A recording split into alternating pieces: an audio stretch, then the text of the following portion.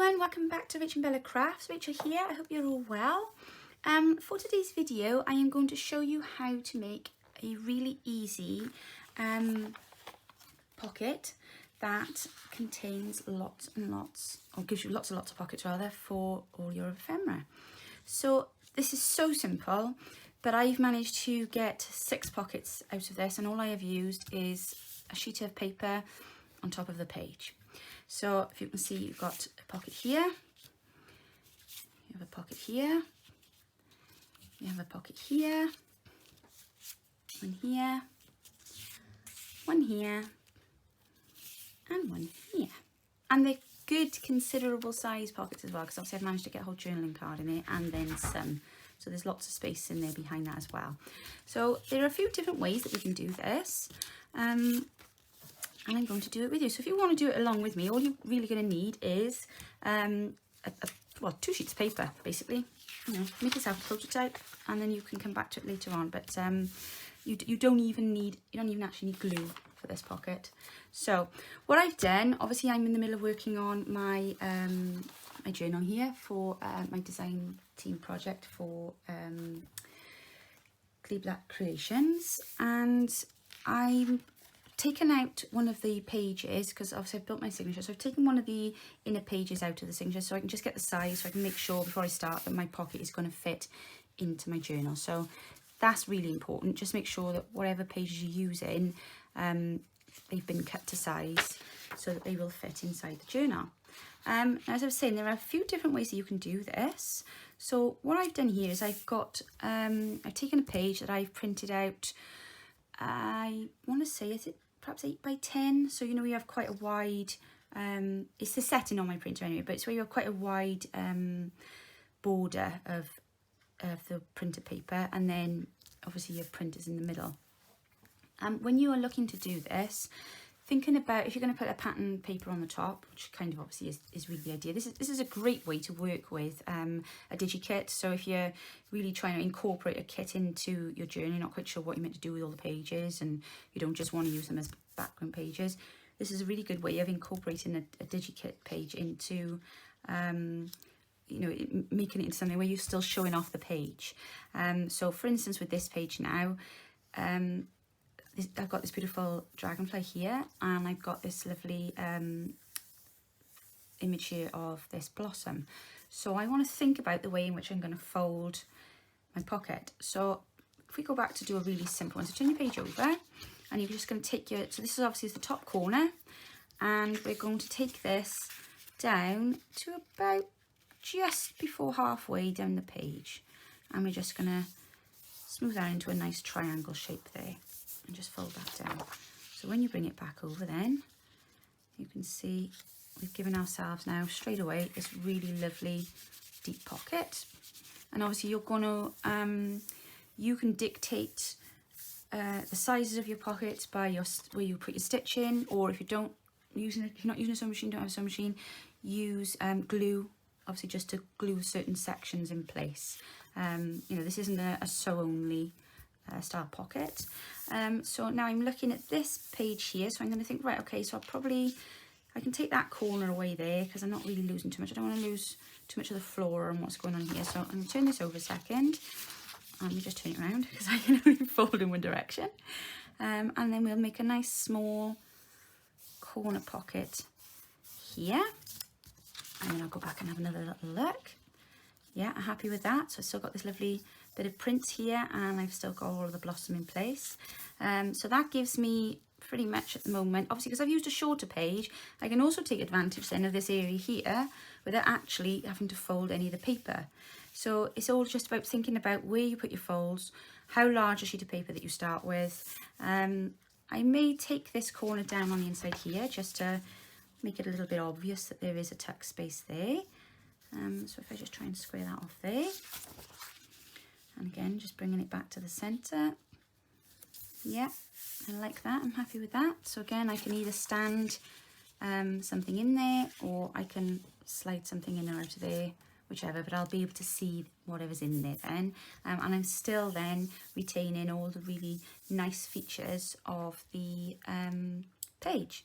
And again, then if I wanted to do something here, now what you can do, if you've got like a corner like this, you don't want to take too much away from it, but again, you just want to make it obvious, you can fold your page back, and then you can bring the fold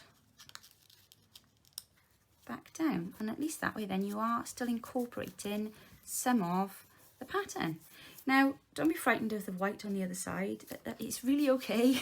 We don't have to be scared. What I've done with this one here is I've used the stitching on my sewing machine to just add to the colour there. So it is an all stark white. And again, I've done the same here, just that little white corner there. And I've just added, because that's decorative stitching. I haven't actually stitched that to the back there, so that's not on there. I've actually just glued on the inside of there. And the same with that there, I've just leave that open. So those little bits of stitching I just added before sticking it down to the page. So you can also think about different ways that you can use your stitching to add designs and add patterns to the page. You know, you can decorate the page with your sewing machine, especially if you've got different settings. I know Mum's does all manner of like different funky stitches and stuff like that. So, you know, you can really jazz up your actual page. And you're not adding any extra bulk then. So that's one way in which we can make our folds. So I will later now just add a stitch through the centre there, and obviously then the binding of the journal when it is put in will dictate then the depth of that pocket. So that's that one. Another way in which we can do it is to take a piece of paper and to make it a square almost out of it, and then that just means then that you're wasting less of the paper, because all then you simply have to do is turn the page like this. So I've obviously taken a long sheet like that, and I've just taken the two corners and I've just turned it like that, and I've now just created for myself pocket, pocket, pocket, pocket. And all I have to do now, in fact, if I bring it down just a smidgen, so we'll have a big pocket on the top and a smaller one on the bottom. I can even salvage that dragonfly. So if I flip the page over now, take that fold down there. Obviously, we'll tuck that inside afterwards. Or you can cut it off, it's entirely up to you. Obviously, we want less bulk, so there we have now. Again, run a stitch to the centre of here, and we've just created ourselves 4 pockets. There we go, one there. Nice big one here. You could put a little mini journaling book or something in there. And again, but also by putting the page like this on top of coffee dye paper or a plain paper, you're also giving the journal owner writing space, because obviously you may want to fill that with ephemera, but behind that then they do have these little areas then that are free to write on, but you still also then manage to incorporate the pattern into the journal. Okay, so let me just try one more and we'll see what we do with this one then. So again, looking at the different patterns on the paper, this one's slightly long. I'm just going to take the bottom off in a second.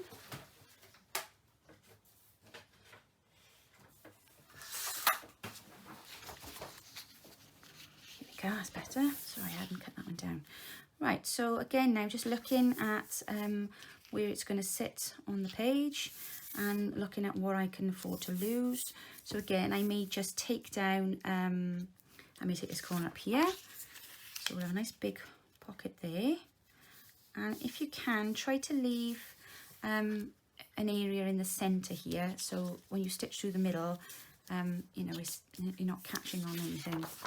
And you've got an area there where you can just stitch through, because that's when you're stitching it to the page. Obviously that's what that centre stitch is for, that's to hold it in place.